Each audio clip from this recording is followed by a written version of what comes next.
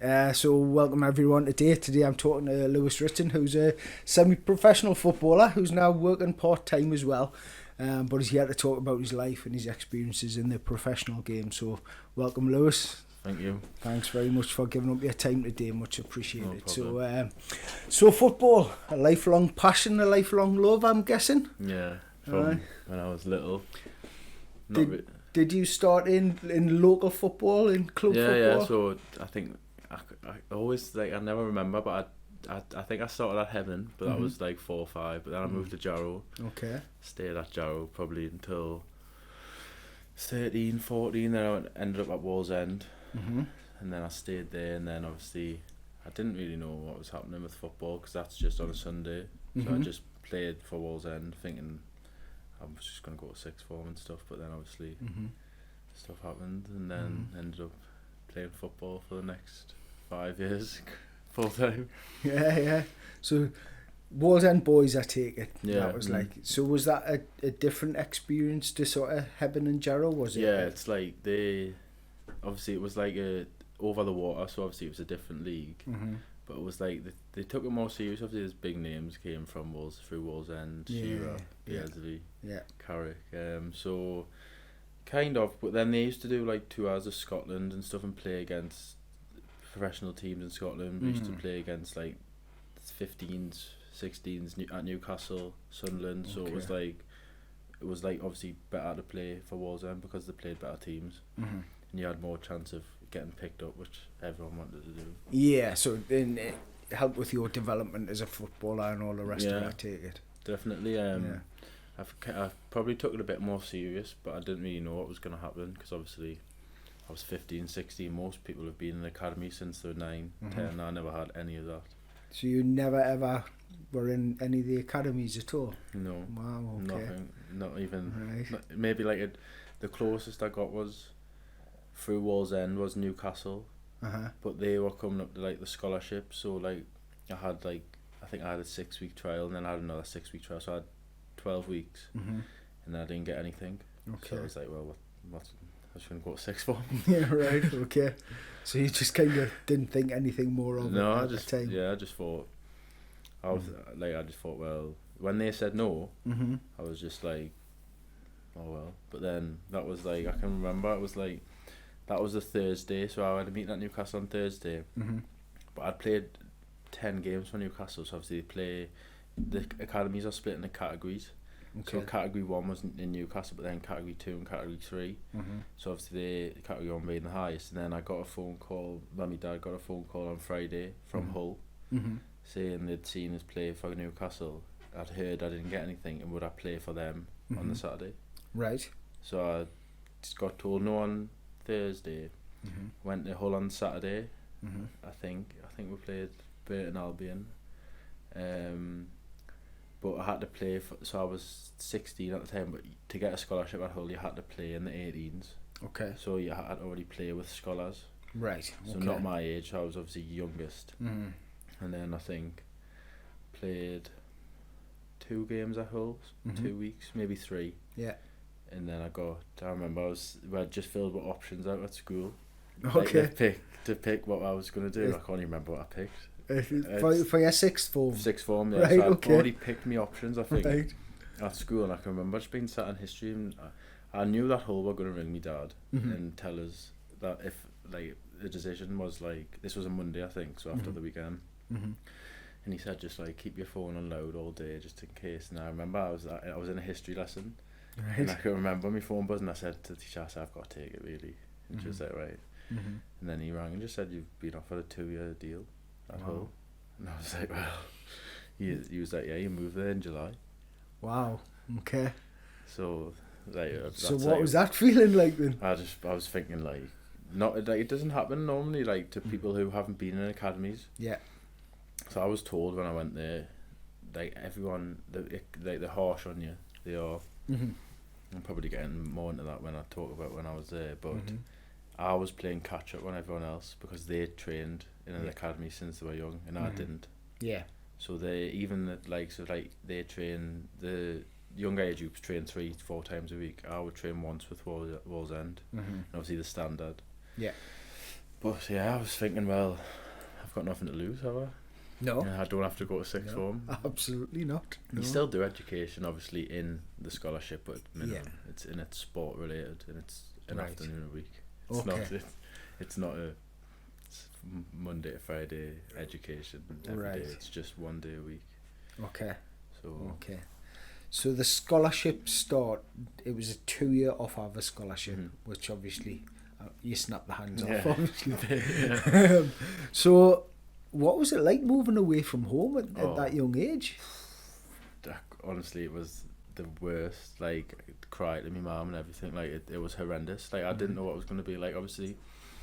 So I think there was 4 lads. So there was like 9 scholars, like of my age.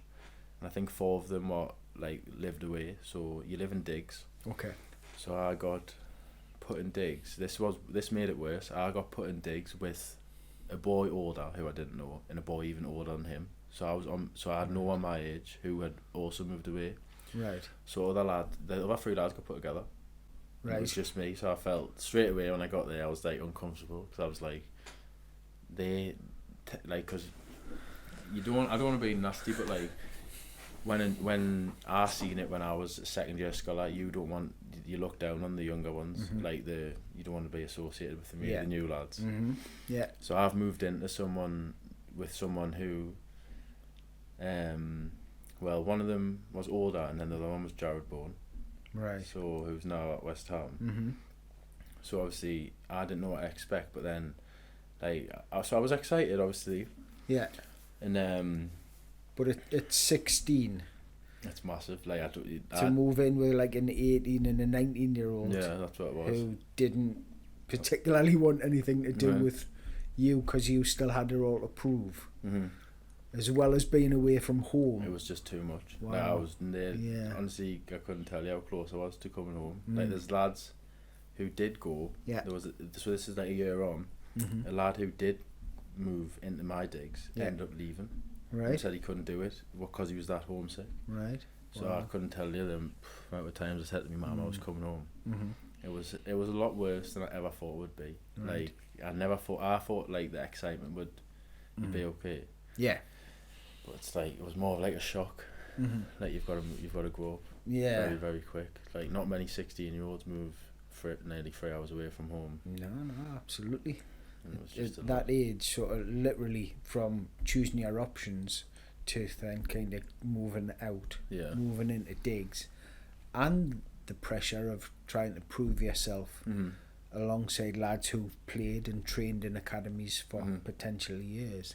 That's an awful lot of pressure. 16. Yeah, like massively. Like, that's what the coaches would tell you. Like, I look back now and I think it was all good, but they'd tell us every day, you're playing catch up on everyone else. That's what they would drill into us, because you haven't. I can remember the manager saying, like, the 18s manager was like, these lads have done it for years, you haven't. You need to do this. You need to do extra. You need to be like this, because you're behind everyone else. But that was drilled into us every single day without fail.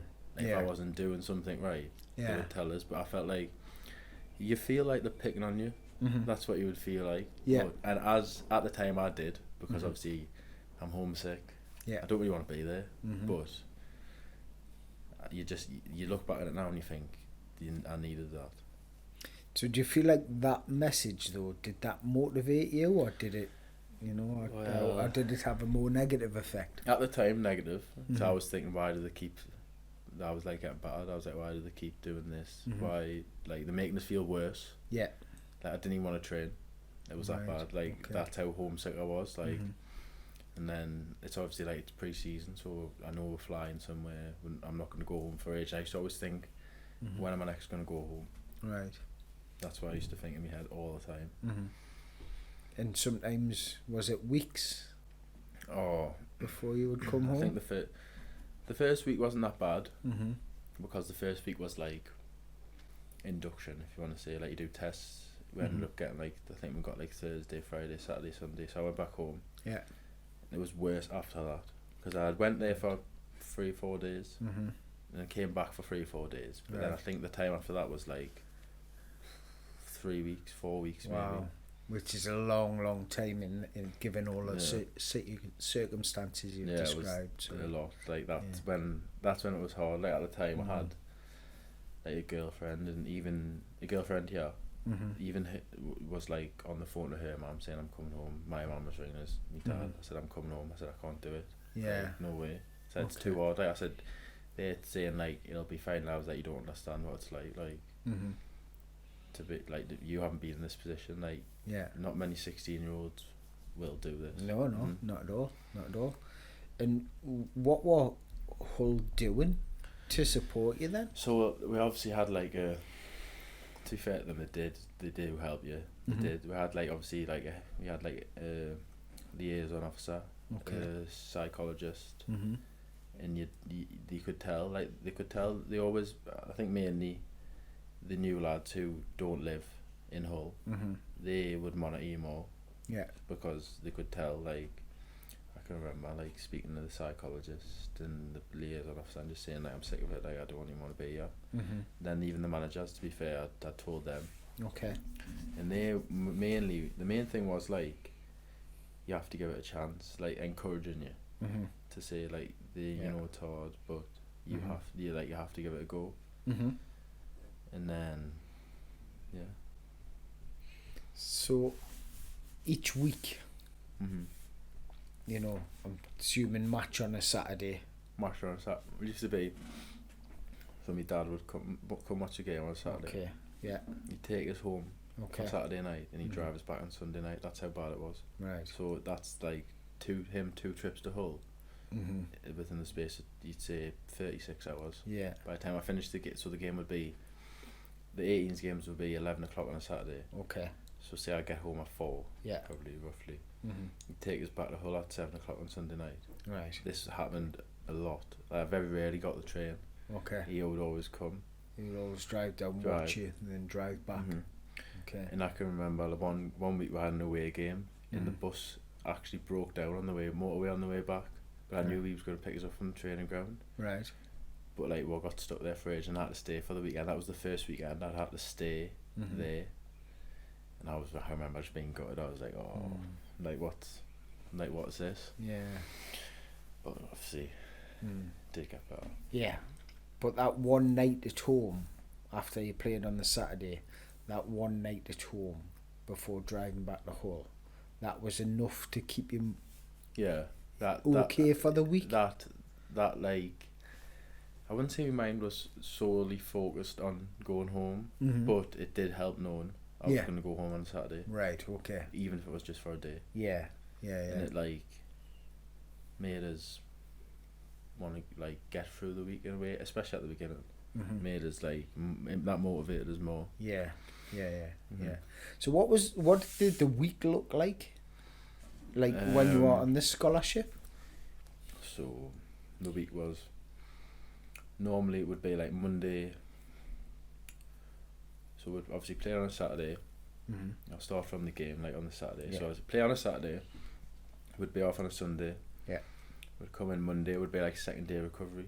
Okay. So we'd like, you'd do gym, but it'd be late, and then you'd do like something called like personal. I can't remember the name of them. Like everyone obviously gets things to get better at. So you go out and do them in the afternoon. Like something, you say it was a heading, you'd go and do that, like on your own or with like the coaches. So like skills. Skill, yeah. Right. I can't remember the name of it, but so that would be a Monday, Tuesday. But bearing in mind, like as a scholar, you don't leave till 5 o'clock. Right. Like so, it gets different when you get in the reserves, but you don't leave till 5. So like, you do gym, you probably have dinner, you'd go and do that, you'd come back in, so you get a shower, and then would have jobs. So like, could be sweeping the change rooms or cleaning like the kit shed, or just some stuff like that. Yeah. And then there was a minibus who picked you up from your digs, like each dig's like on a corner or something, like a shop, or there'd be an area where you could walk to. Then he would pick you up, take you home, and then a Tuesday would be like, Wednesday would be hardest days, because that's like the furthest away from a game, if you know what I mean. So they would be your hardest training sessions. Yeah. So you'd train in the morning. You'd probably do, if you did legs the day before, you'd do upper body in the gym. Yeah. And then, like, it would be spread out though, because obviously the 18s could be 20 players, 21 players. So the gyms would be 2 groups. Okay. You'd all train together.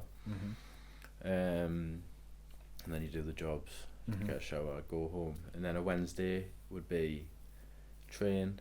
I don't think we did gym on a Wednesday, but then you do education all afternoon. Okay.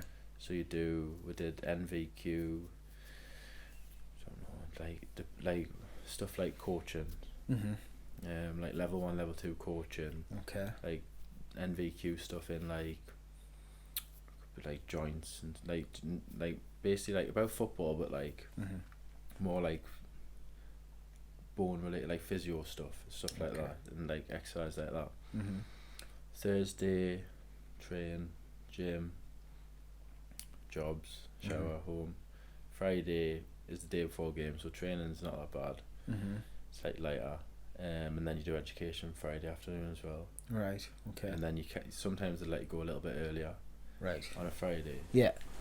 But sometimes, like, this did get implemented where, like, what made it worse sometimes was, like, it did happen and then stopped happening, and then it happened again. Like, you'd have to hand your phone in on a morning. Right. Okay. To the coaches in a box in the staff room. And it just stayed there all day? Stayed there until 5 o'clock at night. Right. But that happened. And then it stopped happening. Right. And then it did happen again, just for the 18s. But if you're the reserves, you don't have to. Right. Okay. But at that time, that did happen. Right. They had to hand it in. That made it harder as well. Yeah. Because like you would get time during the day where you had nothing to do, so you'd go to the change rooms and go on your phone and do this. Yeah. But they tried to stop that with like social media and stuff like that. So they try to stop you doing that, and obviously keep your mind focused just on football. Yeah. So that was normally the week. Right. Okay. So we'll come back to that social media bit in a second. But the Friday morning training session was a bit later. Was that planning, talking tactics for the game the next day? Shape, yeah. Working on the shape of the team. And then like a little like small-sided game against 2 teams. Train for 45 minutes. And then we'd go in. Do a light gym session. Normally upper body. And then shower, dinner. And then education. Yeah, okay. So then to come back to this social media and them taking their phones off you, did that, the way you've described it there, and tell us if I'm wrong, but it had a negative effect? Yeah, I would say it did, because like obviously everyone's glued to the phones, especially teenagers. Yeah. But probably more so I was then, back then, especially being away from home and just wanting to talk to people. I do think that it did have a negative effect in a way, but it was a good thing, because my mind would just be on, right, we're training, I'll get it back at the end of the day and it's fine. Yeah. So you adapted to say, right, okay, that's the way it is. I'll get my phone back at 5 o'clock. Right, today's my day in here, and I'll just do what I need to do. Yeah. Right. So it added that bit of focus once you got used to it. Yeah. Okay. Some of the lads did stop bringing a different phone in though. Right. So we could end up getting caught. Like, there was a lad from London. He had 2 phones, but one of them was smashed. But he used to hand the smashed one in and keep his other one. Right. And if a couple of them did do it, but then he ended up getting caught, because obviously sometimes they check if the switch on. His was broke, smashed, and that's the one he was handing in. Well, I guess you try always to get around the rules at times. So, all right, okay. But that cycle. That scholarship cycle with the 2 educations, the gym sessions, the training and stuff, that was part of your life for 2 years. More so like something clicked. I don't know when it was, like in my head, where I like enjoyed being there. Like, okay. So like if you compare my first year scholar and my second year scholar, like the second year, if someone had said at the start of my first year that I would be the captain of the 18s, they would have said not a chance, like no way would you be the captain of the team. That happened. Okay. So that in your second year. Second year. Right. So the captain is always a second year, normally not a first year. Depends on the age of the team. but like obviously, so I get through the first year, and I'm getting better. Like you can tell that I'm getting better. Like I'm playing better. I think I play nearly every game. Okay. In my first year for the 18s. And I'm never on the bench, and I always play. Wow. We had a young team, to be fair, though. Like, it was more first years than second years. Yeah. So I would say I played a lot of games in my first year, which was obviously good.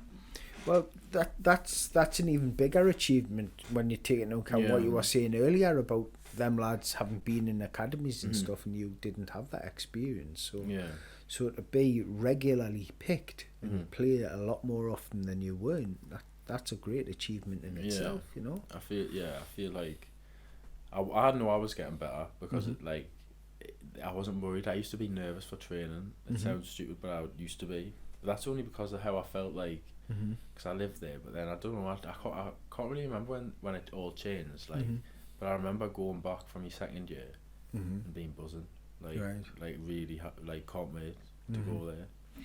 So did you get a summer break though? So in the first summer break, I went to, obviously we got like 6-7 weeks off. Right. Okay. Which was obviously massive, and I think I went on holiday, stuff like that. Yeah. And then went back, and I was like buzzing to go back. I think they'd just been promoted to the Premier League as well, the first team. Yeah. Yeah, I'd been promoted. Or might be in that season, I can't remember. But there was like the club was looking like it was like on the up. Yeah. So I was obviously buzzing, like going back, because I knew then it was like we'd have a new team again. But in the second year, you have to try and play for the 23s. Like you have to. If you're not playing in the reserves, you're not going to get a professional contract. Right. So that kind of becomes the focus That's in the your focus, second year of So instead of me thinking I want to go home all the time, it's like I'm not going to go home, because like if you're not in that reserve team by January, you're not getting a professional deal. Okay. So that brought in a whole new focus then. Yeah. You know, you'd learned about the environment, you got more comfortable with the routines over the course of that season, all of those other things you accepted, you got used to, you had a summer break, and then you went back and you were like, right, I'm having this then. Yeah. Literally. That's the best way to put it, literally like that. Okay. And so the second year started, and were you very quickly made captain? Well, I think that just goes on, like, I can't remember, it was like a meeting, I think. Like the new scholars will have like a big team meeting, obviously. Yeah. And they'll name the captain, like the vice captain, I think. And they just said, you're the captain. And I was like, well, fair enough. And I was like, well, alright. And then I feel like probably then I probably took more responsibility, I think. I wouldn't say I wasn't the loudest in that dressing room by any means, but like I was now comfortable in the dressing room. Yeah. So it's like the older ones they're in a different dressing room now. So the ones we had who are a year above me, who stayed and who left, they're now in a different dressing room. So it's like you could say I was the leader of the dressing room now, but I wasn't, because I wasn't the loudest. I know I wasn't the loudest in that dressing room, or the most confident. Yeah. But I was still the captain. But there's different ways of leading, isn't there? Yeah. Like I would say on the pitch probably more than off the pitch. I would be the leader. Lead by example on the pitch. Lead by example in training to make sure you're training properly and things like that. So that's a good way of going about it. If you're not the most loud or outgoing or whatever, but if you lead by example, obviously the coaches must have picked up on that. Yeah. To make the decision. I think so. Yeah, I think they had said. I remember having a meeting that said like the improvement they'd seen was like they couldn't believe it. Like if you had looked at the player that Kate walked through the door, say 12 months ago to now, they said it was ridiculous. Like how different it was. It was like I was comfortable now, and it's like I was standing out more than I normally used to shy away in training. Probably I wouldn't want the ball. Yeah. Now I want the ball. Yeah. But then it's like. Knowing you like that is then like you're then gonna get chucked into the reserves, and now you're at the bottom again. Yeah. So like that was in my head as well, because I knew like you play well for the 18s, and your second year you're gonna play for the reserves. Yeah. And they're a lot older. Some of them can be at the time, some of them like 4, 5 years older than us, so being 17. Yeah. 4 or 5 years older than me, training with them. That's like a big thing as well. But like, if that was me the year before, there would be there would have been probably a breakdown, I reckon. Yeah. But now it's like you've got to do that if you want to. It's almost that step into men's football, isn't it? Yeah, they're like, even though it's the reserves, like it's like some of them have played with the first team, and stuff. But because obviously the academy wasn't with the first team, so it was a different place. Yeah. So like that was also so sometimes players would come back from the first team and train with the 23s. Yeah. So it was like they've been training with the first team and now they're back with the academy. So that makes it even, for a young player, even more daunting. Do you understand? Yeah. So you made the captain in the second year of your scholarship. You know, you're starting to play well. You're leading the team on and off, leading by example.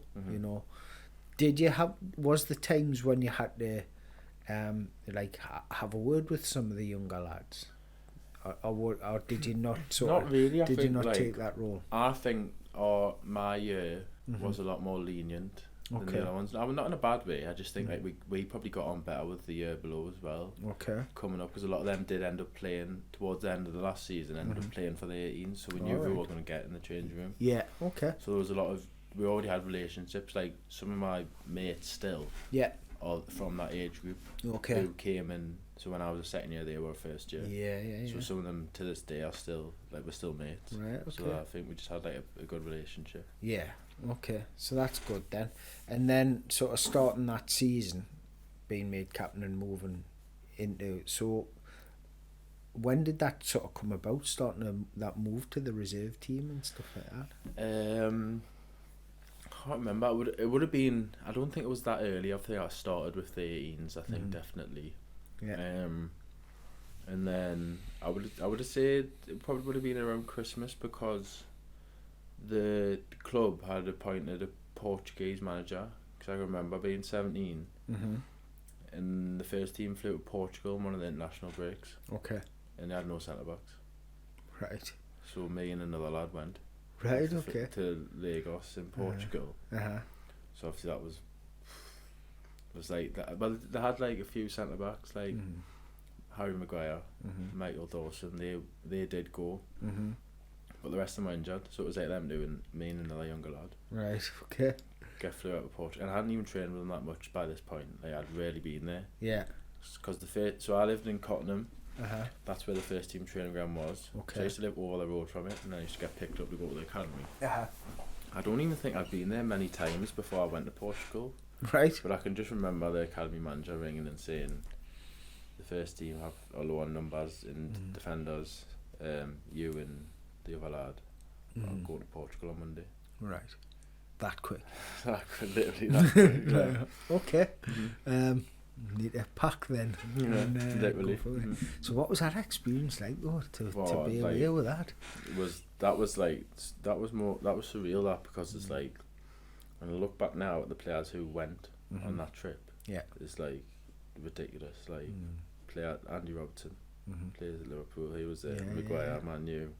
Michael Dawson, just like players who in that team who are now still playing, some in the Premier League obviously, and then just like Abel Hernandez played with Suarez at Uruguay. He was there. Just like sometimes you'd look at them and you'd think like, how am I training with these? They had like a lad Mbakani on loan from like Spartak at Moscow. He was on like 100 grand a week. Wow. Yeah. Something daft like that. Yeah. He's and you just like, just try and, obviously there's a few younger lads there though, so like not as young as us two, but like young enough, like who have a little bit more experience, but not that much. Yeah. And they're still trying to make their way into the first team and stuff like that as well. So how did you find it, like, in those training sessions? I actually can't even remember. Like, I can't remember in detail what they were like, but I can remember obviously it's like very hot. Obviously we were away. Did you feel under pressure? Did you think, Yeah. well, I've got nothing to lose? Or A bit of both. Like I think we only played like a friendly out there. I can't remember. Like we were going because obviously all the backroom staff for them now Portuguese. yeah, They wanted to go to Portugal. I can't even like. I think we just trained for like 5 days and then Right. flew back. okay, But like I can't remember like what it was like. But it was like you have to like try and be comfortable because if you look nervous, you're Yeah. going to get battered by the first team if you look nervous because like they will pick out and like dig you out yeah, if you're quiet or you're Yeah. like in your shell. Mm-hmm. You just have to try and be comfortable, but it's like you're not, but you need to be. Mm. So it's like that's what I mean. It's just like a bit surreal. Yeah, yeah, Especially looking back now and thinking, yeah, like, why am I here? yeah. But it was a good 5 days. Yeah, it was good. I can't even remember what much happened after that. Then I did break into the reserves, so in my second year. Okay. I do come back and I do play in the reserves. Mm-hmm. I don't even think I trained with the first team for the rest of that season, Right. Okay. which I don't know. Looks like I didn't do well in Portugal, but I don't know. I can't remember if I did. Like now and then, I think obviously when they needed numbers, you would send players, like, Yeah. depending on the position. Mm-hmm. But I did started playing for the reserves, and then did have a meeting and did get told that I was getting a professional deal. Okay. In that, I think it was like the February of that season. Okay. So that's me second year, February. Uh-huh. So I think I was 17. Yeah. Right. Mm. So that must have been a hell of a boost to your confidence then. Yeah, I was thinking. I don't know if I ever thought like in my head when I went, like how like that was if that was even my aim to get a professional deal. Obviously it is, Mm-hmm. but like I don't think I ever thought in my head like until that second year. Mm-hmm. So like everyone says your first year you can just breeze through it, but like I don't think I did just breeze through it because I couldn't. Like I had to, yeah. Mm. So then obviously when you get told, I can remember ringing my mum and that, and they're like, "Oh my god, like Yeah. what's happened? Like Yeah, how has this yeah. happened?" Because I was there, I didn't even expect to get one really. Yeah. Going into my second year, I knew had improved, but I was like, I don't know what's gonna happen here. Mm-hmm. So it was just like, wow. Yeah. So I'm stuck here for another year. That's brilliant though. So then you were gonna get a professional deal, or you got a professional deal. Was that a 1 year thing? 1 year with One year with deal. a club option. That's all they used to give out, unless you were Okay. like I don't know. It was just a 1 year deal with a club option. Mm-hmm. That's what they used to give out, unless you were like on the brink of the first team. I trained with them every day. Yeah. So the academy players usually got 1 year deals. Yeah. Mm. I guess you've got to take into account, like, with all due respect, this whole city as well, isn't it? Mhm. Really, it's not. They've got to probably walk a financial tightrope Yeah, at yeah. times There and was stuff like that. not that got introduced like later on. There was a Mm. cap on the 23's wages, Right. like a maximum you could get. Yeah. But if you were the first team, obviously you'd break that cap. Yeah. But that it did get capped Mm. at one point. Like in my second year as a pro, Right. it got capped at a Okay. number that you Yeah. weren't allowed to go over if you played in the reserves. Okay. So you got your professional deal, or confirmed that you would get your professional deal at the end of that scholarship year. So the rest of that season, I'm assuming you were playing in the reserves? Yeah, Yeah. But like you'd play for the 18s in the youth cup. So I did. That was like the youth cup was like December. You didn't really get that far. Yeah. Normally, like Hull didn't normally get that far in the youth cup. But then I think I just played the rest of that season was just like reserves, and then obviously you won. And then it was the end of the season again, Yeah. and then another break. So you had another break, 4-6 weeks, whatever it was, and then you went back in on professional terms. Okay, so what changed between the scholarship and the professional then? I'm assuming the digs were nicer. Yeah, I was in the same digs. It's in the Still same in digs? the same ones, yeah. All right, Still in okay. the same digs for now. Nothing really does change apart from like the staff aren't on your back as much. Like Okay. in terms of like like they can stay till 5 o'clock. The reserves don't stay till 5 o'clock. Yeah. Like you don't have to. You would do gym in the afternoon. Yeah. And then it would be done, and Then you you could just go. go. Right, so there's no chores or jobs or No, nothing no. like that. Mhm. It was very definitely a professional train, gym, home, rest sort of setup. Mm. Okay. And did that feel easier then? It did. Like, you get told, like, it's like a broken record, but you get told, like, when you're there, Yeah. like, you shrug it off, especially when you're under contract, like, you need to do extra, like, you need to do more in the gym, you need to do more on the pitch. Yeah. And you shrug it off because, I think I did shrug it off eventually, because you're, like, comfortable now. Yeah. Like, I felt a lot more comfortable. Okay. So it gets, like, later on in the deal I'll get to it, but I used at the time I was like, obviously that I was a new pro, but then by the end of the time I left, I was like the last one there and the first one to leave. But not at the beginning. I wasn't like that. Yeah. But then something like just all the stuff that happens is like makes you like that. But then if you look back now, I would have done a lot more if I could have. But obviously it is what it is. Yeah. Okay. But that first year, still in the reserves, feeling comfortable, more confident. Yeah, I just find like playing quite a lot. Yeah, did play a lot in the first year. I don't know if I was made captain of the reserves in that year or not. I think it was maybe near the end. Right. But I was definitely captain in my second year as a pro. So you took, you said it was a 1 year deal with a 1 year option. So the club took up that option to keep you there for the second year, and you are captain in the reserves then. Okay. Yeah. That's like constant progress then. That's like into your fourth year there, and you're constantly progressing there. Yeah. Then. Like this, I think I can't remember this. The fourth year. That was with the first team. Not so much permanently, I don't think. But I was there a lot. And my fourth year was when I was on the brink of breaking into the first team. Okay. On the bench in the Championship, FA Cup. Okay.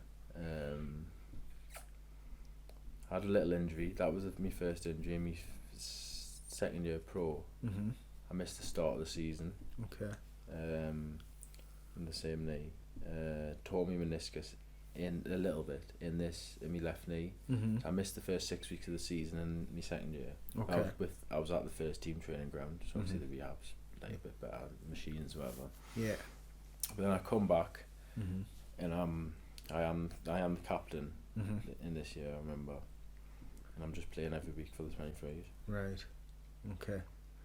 And was it going well? Was the team going well? Like with the whole as an academy, like we weren't really like, we were in category 2 at this time, so it's like the best teams you'd play against at the time was like Leeds, Crystal Palace, Watford, like they never normally did that well, but they did alright for the category that they were in. Yeah.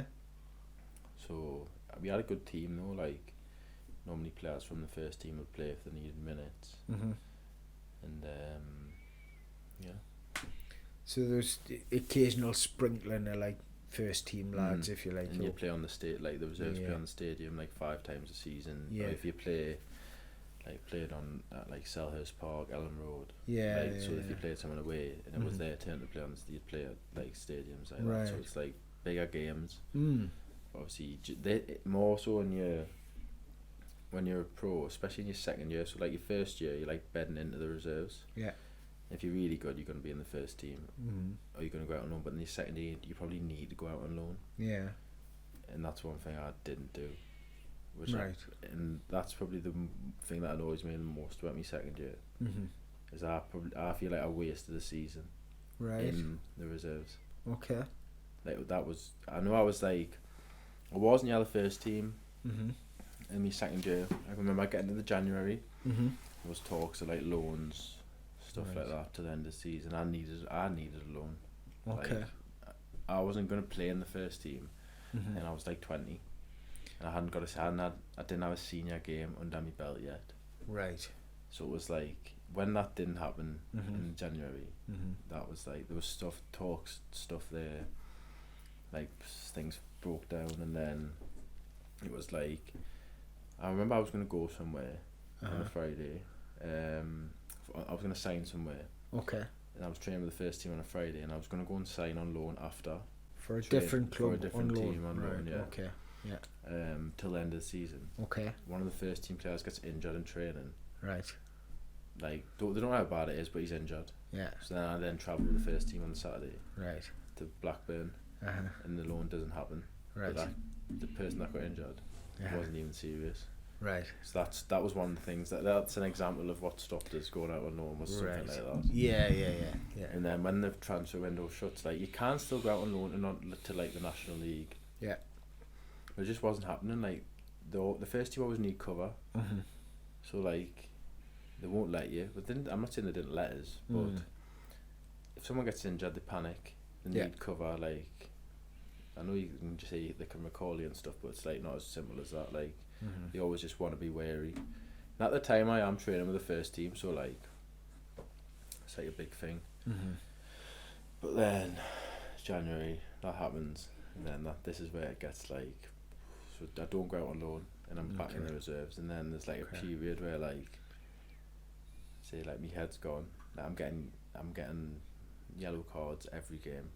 I can remember it's like, because I'm like so annoyed that I didn't. Like, I didn't play, and then it was like stuff we played in the January. We played Millwall in the FA Cup away, and I was on the bench, and I think we got beat 2-1. This was for the first team, and we go to training on like the Monday, and the manager like pulls us and he says like, I should have put you on Saturday. Right. I'm like, well, too late really.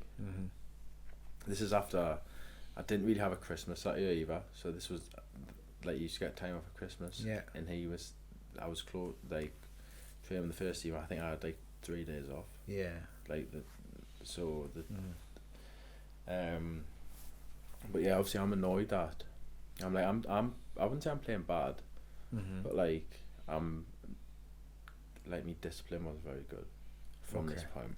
Yeah, because part of that though was, like you say, your head's gone a bit because you felt like you wanted to go on loan. Yeah, I needed to go on loan. Play some first team games somewhere. I still didn't have a senior game. Yeah.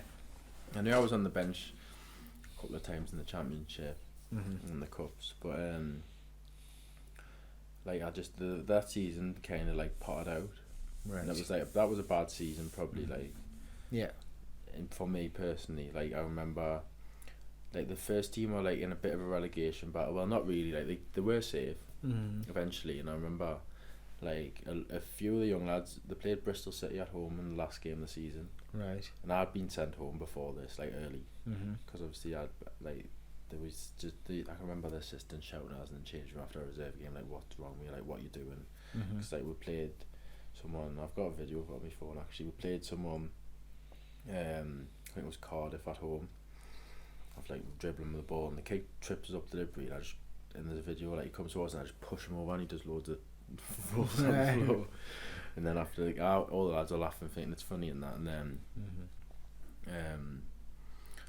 the assistant comes in and he's shouting like, you should have got sent off. Yeah. Stuff like that. Like, now, like, my head's just gone at this point, thinking like, right. So did you bite back? No. Or did you just stand and take it? Just take it, yeah. Right. Okay. And then that season kind of potters out. But I do get sent home. It wasn't early. It was like, but I was annoyed that lads made the debuts in the last game of the season when the team was safe. Yeah. And then, but I have a conversation. So obviously, I get a new deal though. So you get offered another year. But this is like, I had an agent at the time, and he wanted us to leave, so rejected the contract and go somewhere else. Right. But I didn't really have offers to reject, like to reject Hull's contract. Okay. So he was like, right, well, I'm gonna ask for a 2-year deal instead of a 1-year deal. Which, looking back now, they said that they wouldn't. I can't remember what it was like. It was like they wouldn't take the option out, but they would give us a 2-year deal. So it was something along them lines, but my agent didn't want us to take that. But that 2-year deal and not taking that ended up being like working out really, really badly. Right. Okay. Not taking the deal. So I took a 1-year deal. And speaking to the manager before I leave, for summer saying, like he was like, "You're in my plans for next season. You'll be here." Yeah. So I'm thinking, right. So I have a break again. Mm-hmm. Yeah. The manager rejects a new contract in the middle of the summer. Right. So the manager who says you're in my Yeah. plans for next season, he gets binned off. He rejects a new. He rejects Hull's new contract offer. Right. Okay. And he'll get a new manager. All right. And now I'm turning 21 this season. Yeah. So you're thinking, like, well, now you're thinking you're gonna have to impress him. Yeah. So the new manager comes in. Mm-hmm.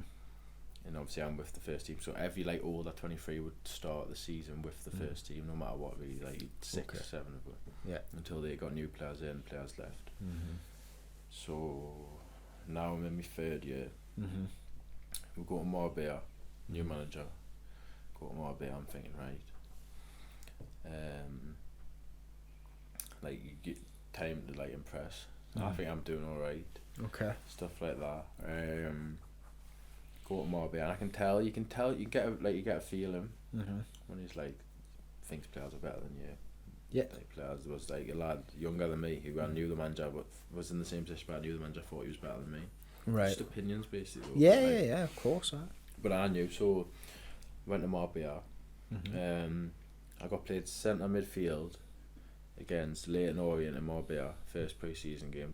I don't play midfield, but I would play midfield. So we had like an international got injured, and I played centre midfield for the first 45 minutes. Yeah. And then, so I played centre midfield out of position. Yeah. Which is fine because it's first team, you'll play anyway. Well, yeah, of course, yeah. And then second game we play like a Spanish team, and at this point I'm like a sub in both teams, so there was 2 11s, and in the second game I was a sub. Right. But then someone gets injured in the game and I end up playing right back. Okay. So that was the only two games that I had out there. I didn't even play in my position. Right. So that was like obviously annoying because it's like, oh, well, you haven't even seen us play. Yes. In your position. In your position, like. And then he says to us, you need to go out on loan. Right. So I'm like, right. I get back from Marbella and I'm like, I need to go out on loan. Mm-hmm. So I go to Scotland, to Morton. I go there, play a reserve game for them. Mm-hmm. That's like Scottish Championship. Go there. Like the manager I spoke to the first team manager before I went, and he was like, "Oh yeah, it's all getting sorted. You're off to Morton." Mm-hmm.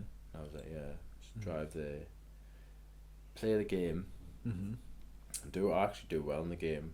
And then my agent rings saying that Morton can't afford to pay the wages, like can't agree on like a fee of wages to pay towards the loan.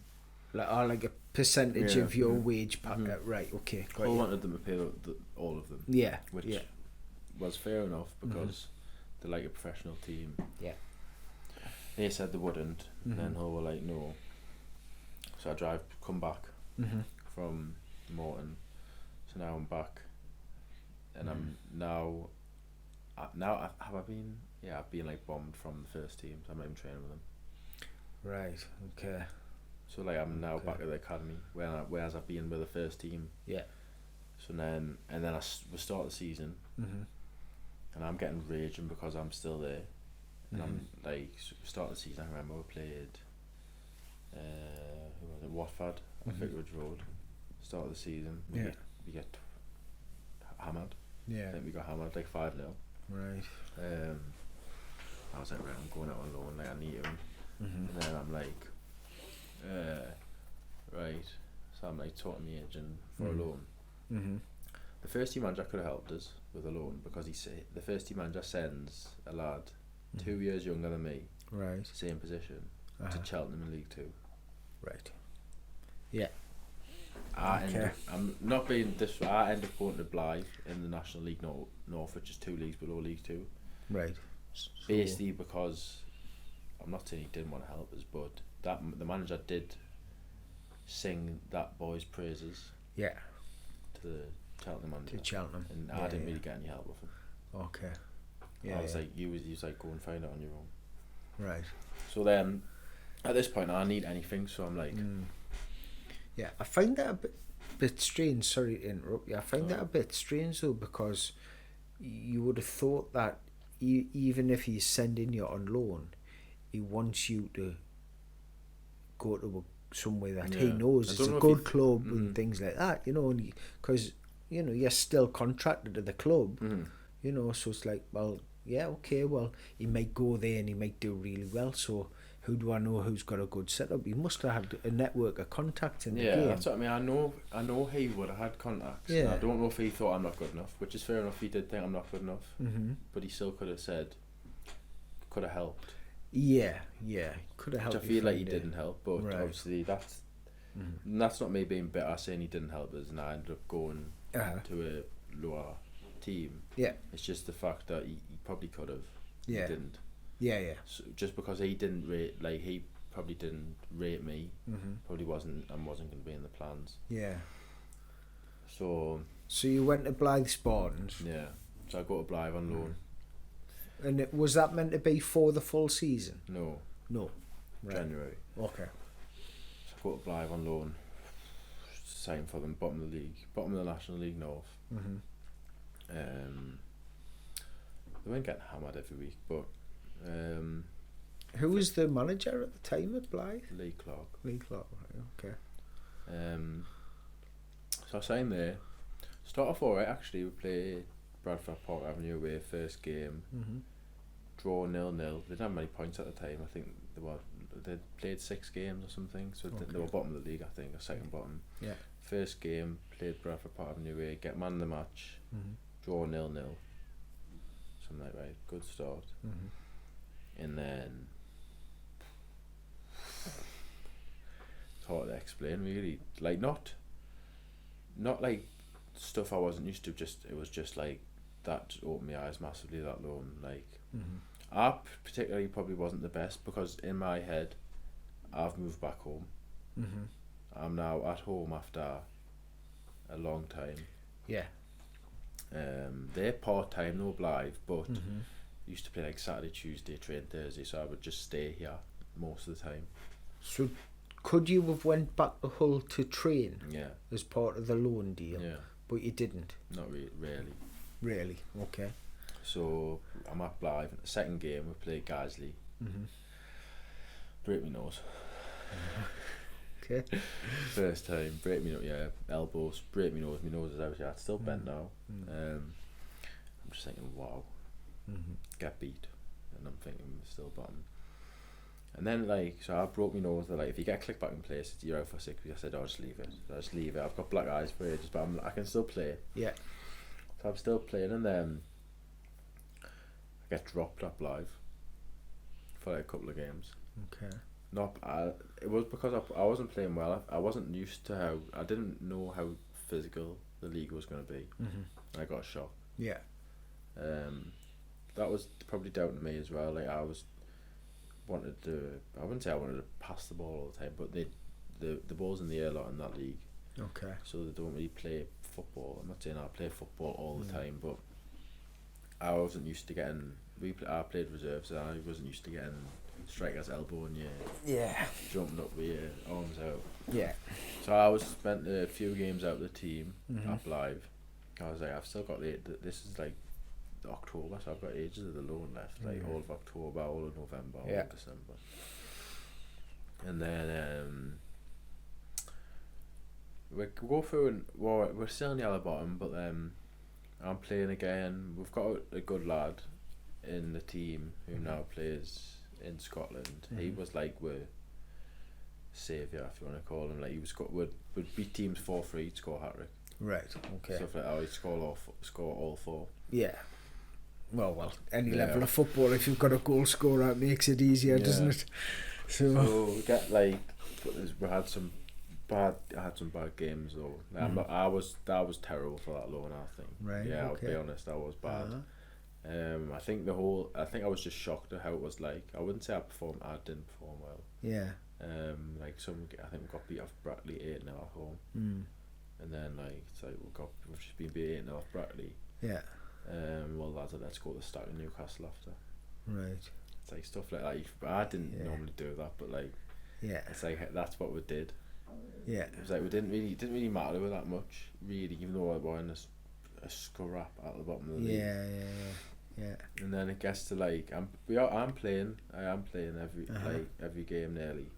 I think I end up playing like 22 in the loan, which is from the middle of September till January. Is all right. That's a decent amount of games, yeah. So and then I get like something happens. I can't remember. I get in December. I get mumps. So we go on a team. I actually go on a team. Team day out, a team night out in Manchester, and then that weekend after I get it, like, but I was going around everyone like in the area, and then I end up missing like. This is like the 17th of December, so I end up missing like the game before Christmas, the Boxing Day game. Yeah. And then it gets like the New Year. I think it's like the 28th. I play the 28th game. Okay. But I'm shocking. I can remember the game. I played Dalton at home. Aye, but coming back from mumps, that's not and an easy thing to do anyway. I can remember. I played right back against Dalton. Okay. I can remember. I was shocking. And then we get something. Did I get injured? I can't even remember. But then we played Gateshead. We played Gateshead on New Year's. When was it? I can't remember. We played them again on 1st of January. I think we played the Lone Ends. Yeah. But the manager rings me and says, like, we don't want to continue the loan. But I didn't want to stay in anyway. Yeah. But he says, like, he's basically saying, like, we're not giving you an option to stay, basically. So he rings us, he says, like, I just want to thank you. We won't be extending the loan. But I'd already told Hull that I wanted to come back. Right. Okay. So I've spent 4 months living at home. Moved back to Hull. Yeah. We play Leeds. I know I've put like weight in that on as well. Fitness levels will have dropped if you're not training every day and all the rest of it. So I think that was the 1st of January. We played Leeds on the 2nd or 3rd of January. Or 4th of January. Yeah. Played Leeds. Leeds were the best team in the league. Right. Okay. I think I meet the team. Like they say, just stay off and meet where at like Thought Watch where they train. Yeah. It was a 23s game. Turn up, get beat 5-0. And I'm just like, wow. Like, what have I come back to? So it's like I've had a bad loan, which I hold my hands up and I admit I had a bad loan. Yeah.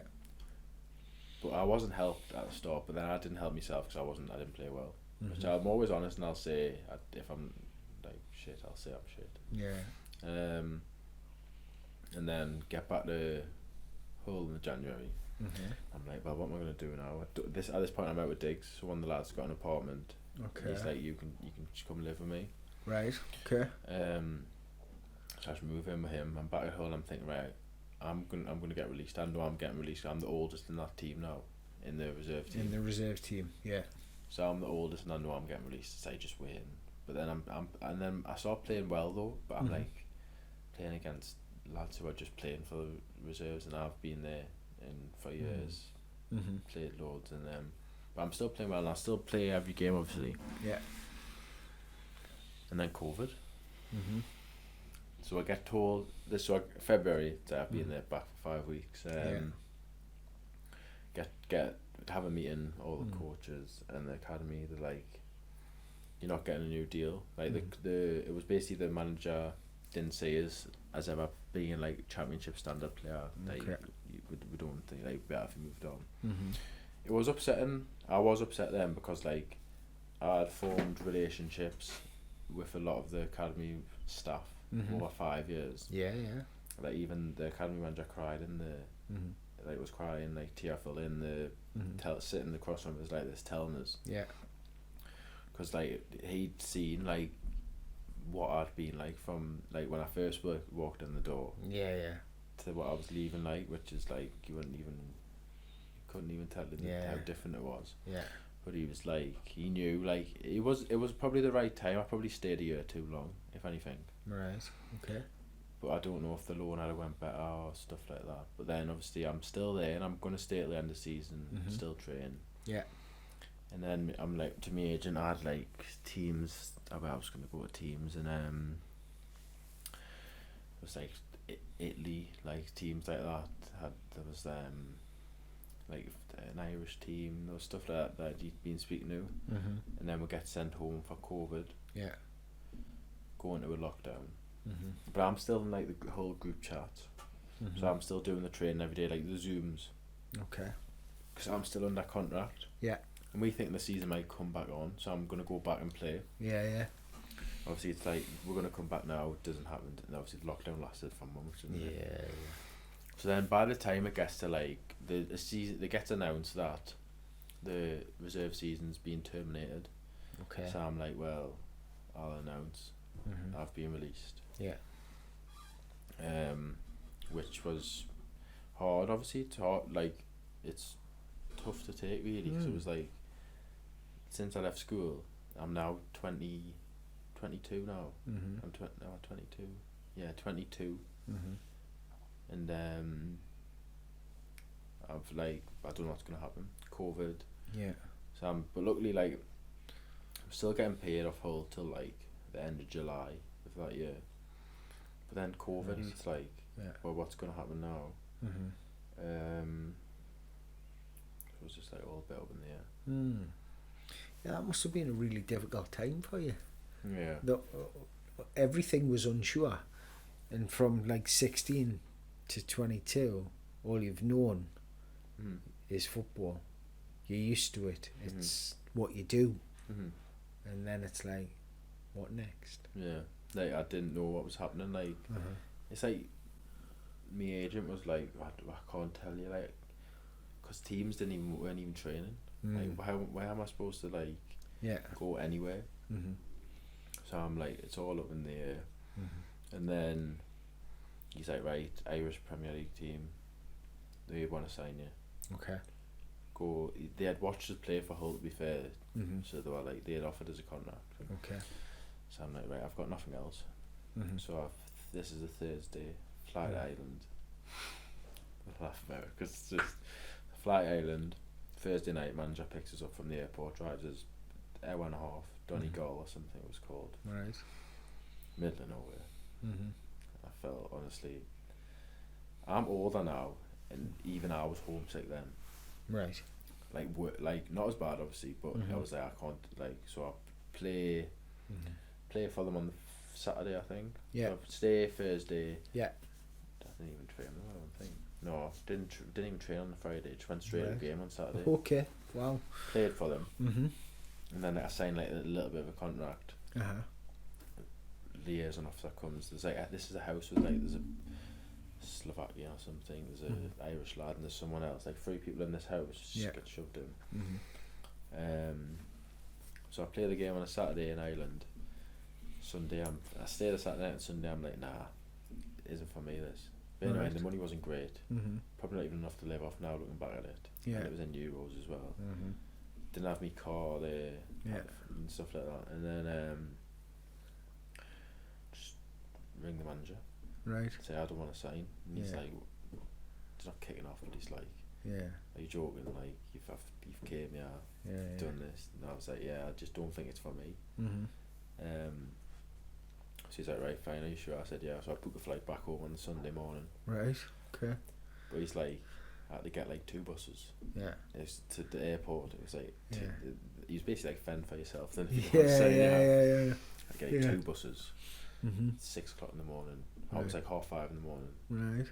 Get to Dublin airport, fly back home. Yeah. And then I'm like, wow, like what am I gonna do here? Wow. So it's like, yeah. So next steps. Yeah. So you obviously flew home, got home, and by this point I'm like, I don't even know, like. Yeah. So, what happened? Whitby. That's when Whitby comes. So I don't think I'm out of shape. Like, I don't think I'm unfit At this point. at this point. looking back, so I signed for Whitby. Okay. Played 1 game for Whitby. How did that come about then? Was that through your agent or was No, it at this point the agent sacked off. Right, okay. I forgot, but yeah, I've got rid of him. I was thinking I might as well fend for myself, yeah. Yeah, okay. Obviously, I wasn't getting anything. I just said it's best if we just separate. Yeah. One of the Whitby managers had messaged us when I first got released, announced that I got released, saying, "Oh, it would be good for you to come in." Yeah. And I was like, I'm not sure what I'm doing yet, but I'll be in touch. Yeah.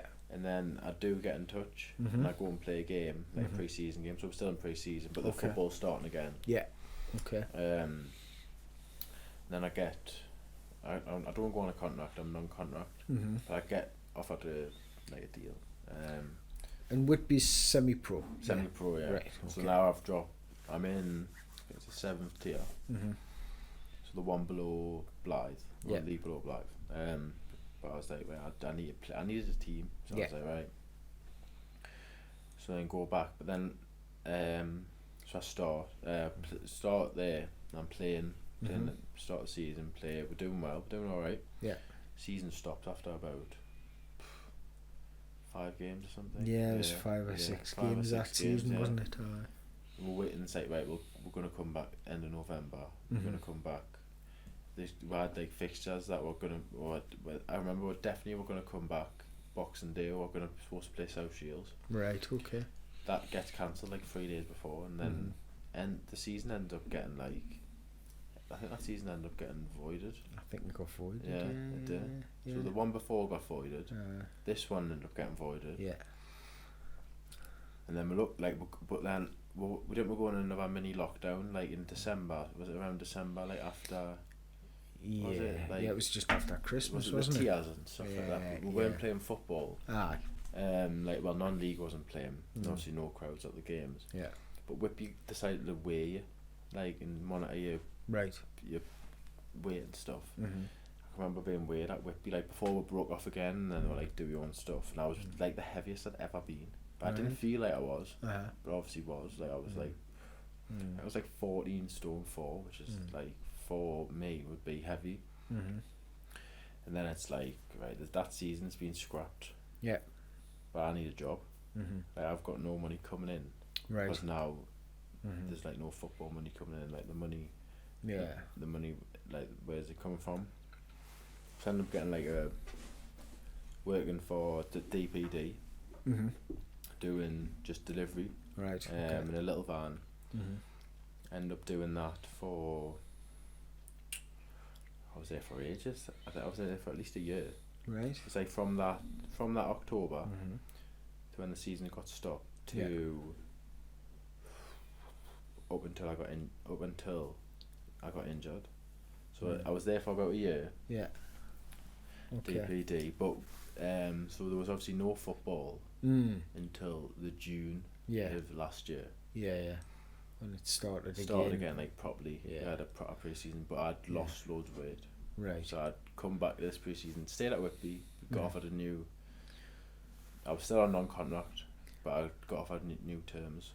So it's non-contract, new terms, and a different mindset for you. Yeah, like a point of proof, because I was like, I'm a lot lighter now, and all I knew, I was like I wasn't in and out of the team. I did play a lot, but I did get dropped one game. Yeah. As I look back on it, I was heavy.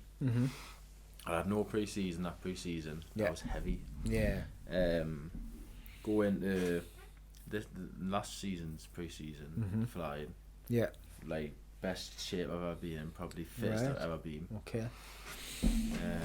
Humming and hawing, the managers like was I was out of the defenders. I was the youngest, I think, still.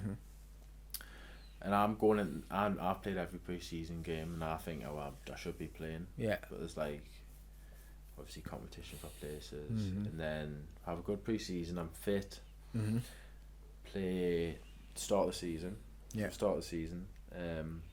Flying teams flying. We don't get beat for the first 6 games or something. Wow.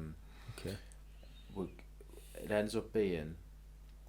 We won 2 FA Cup qualifying games.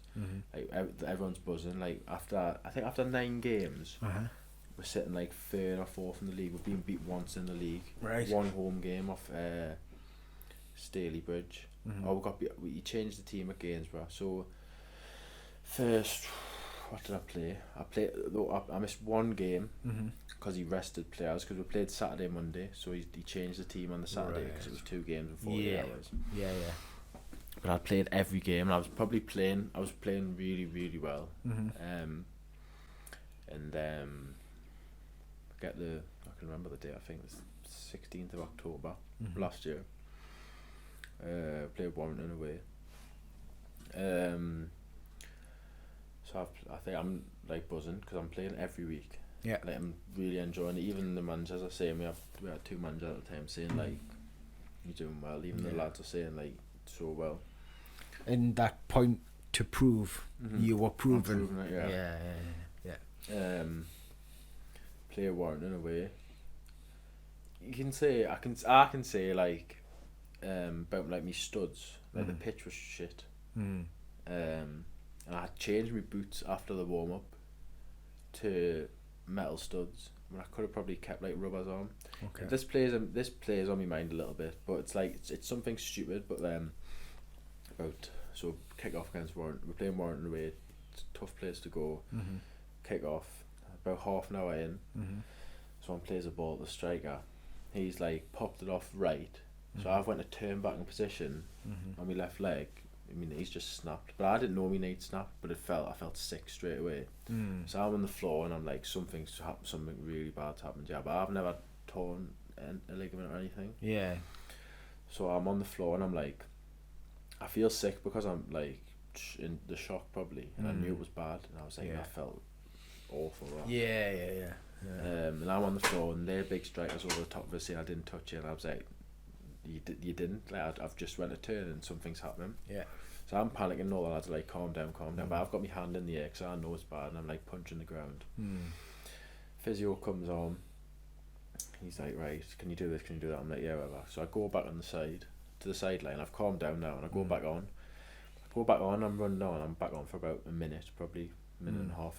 And it's like, the way to describe it is like an elastic band. It's like flicking an elastic band. That's what I could feel like in my leg. Yeah. So I was like, oh shit. So I have to come off. Yeah. Straight away, compress it. And I'm like, I know the physio knows it's bad, but I've never done it before. Yeah, you all the way through this, other than the broken nose, you never really had an injury. No. Apart from the little... I had a little meniscus, which took 6 weeks. I've never had an injury. Yeah. Like a bad one. Not at all. And this one was a bad one. So like the physio... I know the physio knew it was bad, because if you tear your ACL, I didn't know this, but you can tell. No, you do something where like you bend your leg up and you can pull, and your joint will move, like it'll move side to side, or it'll pull out, and you know it's torn, like it goes like that. And so we're doing that in the changing room. He's like, oh, it's alright. And then I'm going, I can't, so I'm still working at DPD.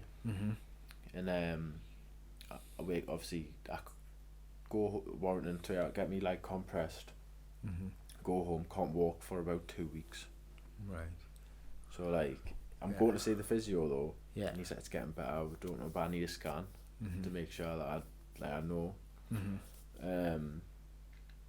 So like, I still can't walk, so I'm on crutches. Right. So you're not working. I'm not working off. So but if you're off work, you didn't get paid. Right. So it's like, I'm not getting paid. I'm on non-contract at football. Yeah. So I'm not getting paid there. Yeah. Well, I did. To be fair to them, I did get paid. Like, I'll go into that, but I did. But then you're on crutches because you cannot walk. That must have been really, really like difficult. Yeah, like couple of weeks, quite scary maybe. It was scary because it's like I've not that, like you said, I haven't been injured, so I haven't had to deal with an injury. Yeah. So like, and it's just it was just a nightmare booking things as well. Like an MRI took like 6 weeks to get one. Then the one was ringing us, like, because I had to go. I could go private for everything because of the PFA. Okay. So they would pay for the operation and stuff. So to speed it up, but it didn't really matter. So I'm like MRI. I'm thinking, right, if I was at Hull though, I would have got one the next day probably, or 2 days when the swelling went down. Yeah. waited 6 weeks for an MRI. In the time, it was like 6:35 on a Saturday night in Hartlepool, at a random like a Hartlepool University Hospital. Right. Wow. It was that, and it was like, this is the only one we've got. Yeah. Wow. I was like, wow. So I go for the scan. I said to the physio said, do you want them to ring you, or should I get the results? Right. So I was like, yeah. And I was like, just let them ring you. By this point, like, the swellings went down. I can walk, but I can't walk properly. But I'm limping. Yeah. I'm not on the crutches. He just rings us and he says, basically just says that your season's over. He was like, you've tore your medial ligament, you've tore your ACL. And I was thinking, how's it that bad? Because I could actually, I was getting better, I thought. Right. Yeah. Like, I can remember saying to my girlfriend at the time, and my mum, like, how was it like? They were shocked it was that bad. Yeah. Even the physio was a little bit shocked it was that bad, because I was getting better, but like, it's like I didn't just do my ACL, I did another thing and another thing or something like that. And I was like, so I was like, got off the phone. I'm like, well, like, yeah, it was just like, I don't know, like, wow, started the season so well, and the aim was always to try and go higher. Yeah, and I was playing well, and then this happens, and it's like, and I knew I'd seen lads do the ACL, know what the rehab's like. Yeah, and I was like, it's going to be at least a year, at least. And then I was like, oh. That must have been a really, like, just a dark time. Yeah, it was like I was shocked. I think like I was obviously I was upset, but I didn't really show I was upset. But I don't think I was like, obviously I was gutted because I wanted to play. I've always wanted to play. Like I've never, apart from like when I got back from Ireland, that was the only time I was thinking, I don't really want to play football anymore. Right. Yeah. But then I've like since the start of this season, I was like, yeah, that point to prove that focus, that okay, well, it didn't work out at all. Didn't work out in Ireland, but Whitby's a really good starting point for me to now move on, and if I move on up, great, because that's the aim. All respect to Whitby, obviously, but you want to move up and play at the highest level that you can. Yeah, definitely. So obviously I've been told like the lads are, to be fair, then the club, the lads are sound, like really supportive. Like I just put a message in the chat. I said, listen lads, got me scan results, back them out for the rest of the season. I've done this, and they're like, oh, good for you. So like there was talks in the air about us signing a contract before I got injured. Okay. So if I did get injured, like I would have got all the money I was on at the time. Yeah. To be fair to Whitby, they didn't have to pay us. Yeah. When I got injured, Okay. which I'll always appreciate, because I admit I was struggling at the time. So if you couldn't really work, I could work. I did go back to work, but I was like hobbling. Yeah. But Whitby, to be fair to them, I got amount of money like that would helped us a lot. In like a few different installments to give us a little bit there, a little bit there. And the chairman, he said, like, if you need it, just ask. That says a lot for the club then, and that chairman, to be fair, like, yeah, absolutely. So it was like, he was like, well, we're going to stick with you, but I want you to sign a deal for next season. Okay. Knowing that I'll be here. So I did sign one. So obviously it gets to, so I'm staying at Whitby, and I guess the operation. So I finally see the surgeon. So obviously since it's private, you can pick a surgeon, so I could pick someone that I wanted to do it. Okay. So me and the physio like sat down, or he would send me a couple. I think this one's good. Yeah. So I picked one. Go to see him in the Nuffield. I can remember. I go to see him. I wanted it done before Christmas. This operation. Yeah. I was thinking it's realistic. I did it in end of October. Yeah. About 2 months would be perfect. Go to see him on the Nuffield. I think it was like was it the 17th of December? Go to Nuffield to see him. Yeah. He was like, yeah, like, I'll do it, because obviously we're all on the phone and I spoke to like secretary. Yeah. And he straight away did it. He was like, yep, you've done this. He said if you had came a day earlier, I would have done you before Christmas. He then says to us, since you've came today, 21st of January. Oh, wow, so you lost a month immediately.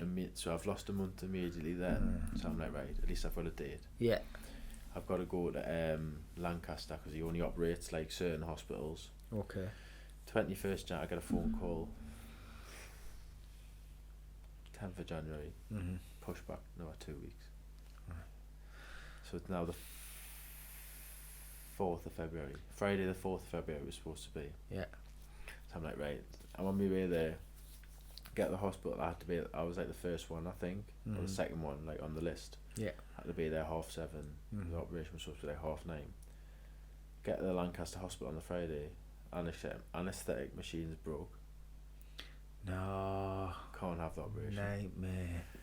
So Wow. I've only took clothes.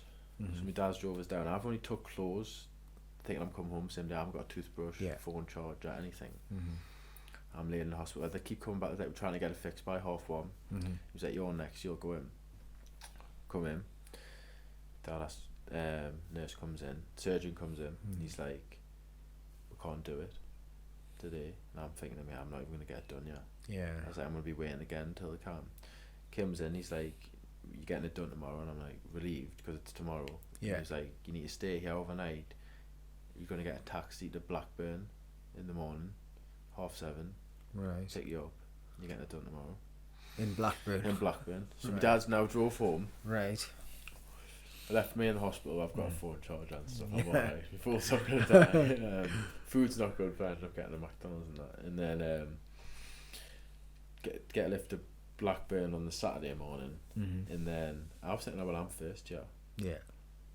No. So you just lie in bed and you just wait until they come. They're like, right, it should be about 12:30. So they've come in, and I'm like, right, eventually. Come in. So I get the surgery. Obviously, I can only remember it going into my hand, and you wake up and it's like, Yeah. And then look at the time. It's like, he told me it takes 45 minutes to do like an ACL reconstruction.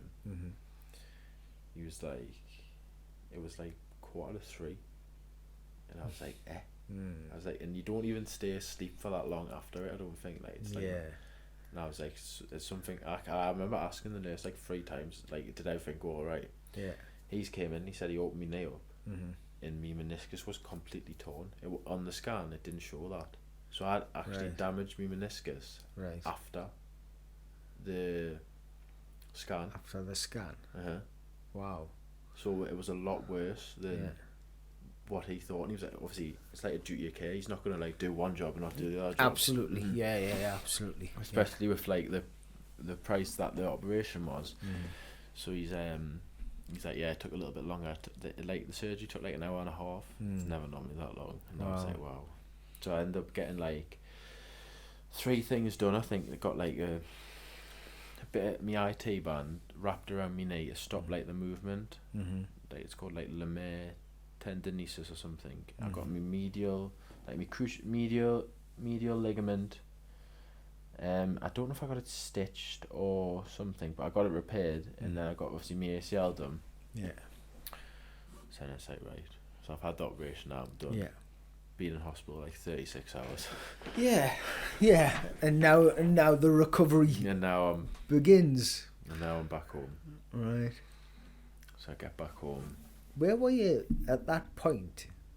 Where were you mentally? See, I look back now on it, and I actually genuinely think I was alright. Like, I don't think I was struggling mentally. I don't think I've struggled mentally until now. Like the end of near the end of the rehab. That I think this is when I have. Right. And I don't know if I was like being blinded by it, but I think, I don't know. Like, it's like, I knew I was injured. I'm not playing. I'm obviously gutted I'm not playing. Of course, yeah. Yeah. But I look back on it and I don't ever think there was a moment where I've like thought, well, I'm struggling, yeah. So do you think you've kind of, once you've done the operation, Mm-hmm. the surgeon's been honest, matter of fact, Mm-hmm. this is what we've had to do, because you've had all of that information, you know, right, I'm in for a long rehab here. Mm-hmm.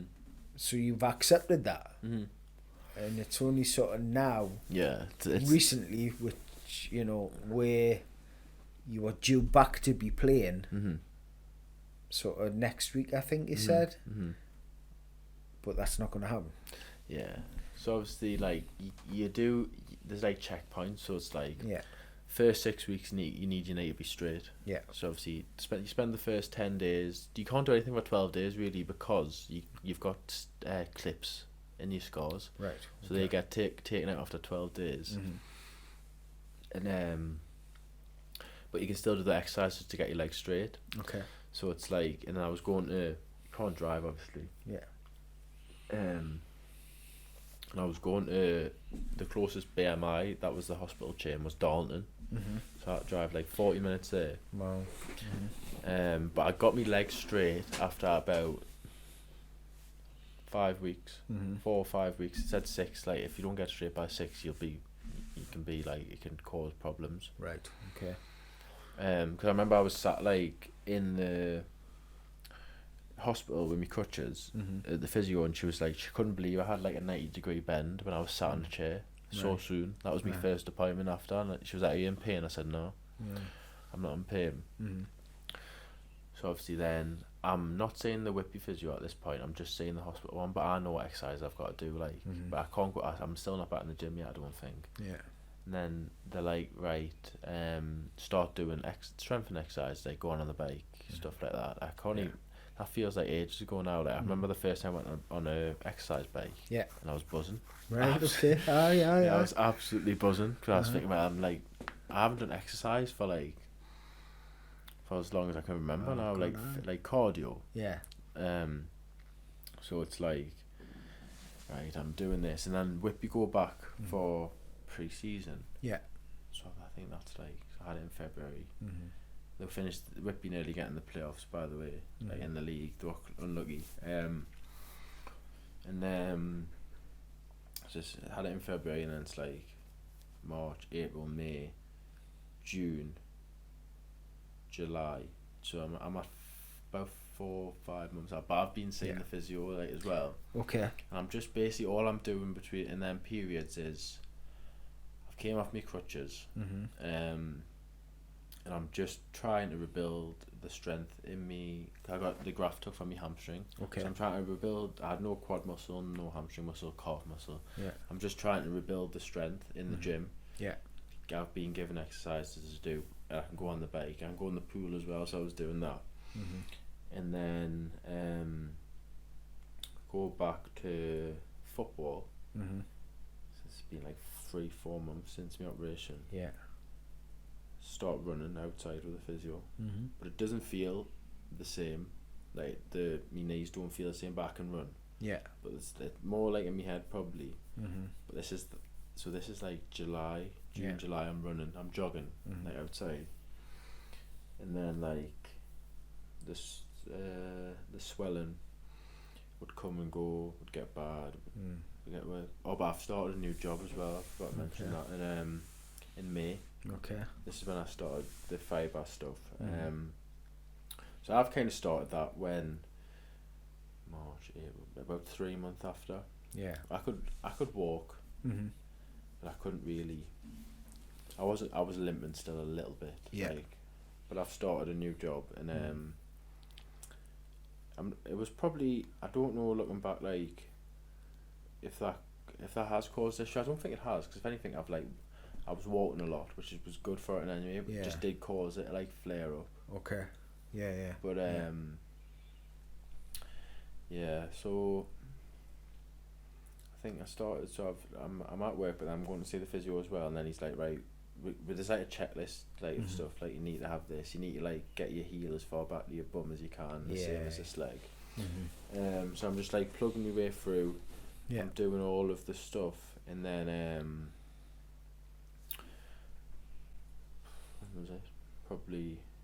There's like certain tests you've got to do on the pitch. Mm-hmm. I didn't kick a ball for ages. Like I wasn't allowed. I only recently kicked a ball about a month ago. Right. Like, Wow. About 6 weeks ago. Mm-hmm. So I've passed all the tests. There's like scores you've got to get. Like there was like a chart like did return to sport, did not return to sport. Yeah. Like certain scores, and I was like, so I've passed all them. I've done them all. I mean, they feel strong. And then I'm getting frustrated. This is when I start to struggle. Yeah. So I'm getting frustrated because it's like I'm getting told you're going back into training next week. It doesn't happen. Yeah. You're going to go next week. It doesn't happen. Mm-hmm. It's like I'm getting more stuff chucked at us, which is right because you need to like be cautious. But I'm getting frustrated because I'm getting told, listen, you can go back into training, but it's not happening. I'm doing more tests, but I'm passing them all. And then he's like, this was only like about 4 weeks ago. He said, right, join in with the passing. Yeah. So I'm like, right, join in, fine, but I'm obviously like, happy. Yeah, like, yeah. No one can tackle you though, so I can't tackle anyone. I still haven't tackled anyone. No one's tackled me still. Right. Okay. But I've joined in. I'm doing the warm ups now. Like the full warm up basically, and I'm like a floater in the possession, so I can play for both teams, but no one can tackle us. Yeah. And then it's going well, like it's really well. When was it? Last week? Was it the week before? Not last Tuesday. The week before, about 2 weeks ago. Where Whitby have got a game, and I go down, do the warm up, and I'm in the possession, get the ball, and I slip. And all I hear is like, and I'm like, nah. Like it ain't bad. Like I know it's not the worst. No. But I know it's not good. Like it's like stiffened up, and I'm like, oh shit. Yeah. So I've went in. I've explained what's happened, and said we'll check all the joints. ACL fine, everything's fine. Any pain? Yeah, no. I'm like, oh, settle down. Physio was like, just keep an eye on it. So I'm like, yeah, all right. Wake up next day. This was was it a Wednesday? It was a Wednesday night. Thursday, wake up, can't walk. Right. So I can't go to work. Thursday, Friday, tell the physio, I say I can't walk. Yeah. And I'm like, oh, like this could be bad. This. Yeah. So I'm like icing it, taking like tablets and stuff. Yeah. It settles down. This was last week. Settles down. Yeah. It's feeling all right. Go to Whitby last Tuesday. The same thing nearly happens. It happens a little bit, like where it's like the inside of my knee wants to like come over me, come inside, and my other joint wants to go the other way. Yeah. And, like rubs together and it like makes like a noise. That it happens a little bit, and I'm like, nah, not again. So it's like I go back in. I'm like, that's to the physio. I'm like, that's just happened again. Same as last week. Not as bad, but it's like it was gonna happen if I planted me leg more. Yeah. So we check like all the joints and stuff. Like I'm on the joint line. We're checking everything, and it's like, he's like, it's fine. Like it's what's happened. I think is I've irritated like me medial, just underneath me medial joint. Yeah. Is irritated. Like if you press it, it's sore. But now, like it's concerning because like even now, like me knee will lock up, and then it'll ease off. But then like it'll be something like that, like bending over, and it'll like lock, not lock, but like the way I can describe it is like a balloon blowing up, and then it'll let it'll be all right. Yeah. So the contacted the surgeon because I did have work on my medial done. Yeah. And that's the only thing stopping us from going back in the full trade. Like the outside of my knee, my ACL is fine. Yeah. Which is like the main operation. Yeah. Like the medial is causing us problems. So I've tried to with like emailed the surgeon, so is the physio, and I do think I'm probably gonna have to get another MRI scan. But I think personally, I think I've torn my medial again. But maybe not to the point where I need surgery. Yeah. But it's definitely put us back. Yeah. Don't know. I couldn't say now. Like I had I would have an answer when I was going to play again. Yeah. Like a month ago. Mm-hmm. Like we knew when I was going to. Now I don't. Mm. So it's the unsure. Mm-hmm. Yeah. It's the unknown that's causing you to struggle a little bit with it. Yeah, really, really challenging for you. I mean, it's been a hell of a journey that you've been on through football from the very beginning at all to like up to date now. It's like that's a pretty. I still feel young. Yeah. So I'm just turned 24, so it's like. Yeah. So I mean, you've got 10, 12 good years left in you. Hopefully, yeah. You know, and you know, obviously, just getting this thing sorted because it's been a hell of a big injury. You know, for no injuries for all of those years. Yeah, I feel like me luck is just. It's like me luck. It's when am I going to catch a break? Basically. Like, yeah. It's like this is like the only time I feel like mentally. It's like it's draining. It's like you're so close. Yeah. I'm so excited to be playing again. Yeah. And it's like I'm not. I'm still not. So what you trying to do though, to keep yourself okay mentally? What's your bit of self-care? My girlfriend. No. Well, you've got to have good helps. support around you. She Absolutely. Helps, but no, it's like she says it as well. Like it's like you're nearly there. You are. It's like until I know. Like I think even in my head, I was going to get another MRI scan before I went back playing. Yeah. To make sure everything was alright. Yeah. Just for like peace of mind. Of course, yeah. But it's like I am there, and I know it's not. It can't be that bad because I can walk. Yeah. Like now, like it does hurt sometimes, but I can walk. Yeah. So it's like it can't be that bad. Yeah. But you never know really. Like, but I know, like the main joints, ligaments. Yeah. Are all right. Yeah. So it's like it's not if I'd have told me ACL again, that probably would be it. Yeah. But it's not that. It's just not. It's not that. So. Yeah. Wow. That's quite the journey. Lewis. Honestly, that's. Never bothered in my life. Well, I hope that I hope some good news comes soon, and I hope the injury heals up and isn't too bad, and you know, obviously, I hope we get out to play for Whitby Town again quite soon, and that's and the journey continues. Yeah. Hopefully. But I mean, you know, thank you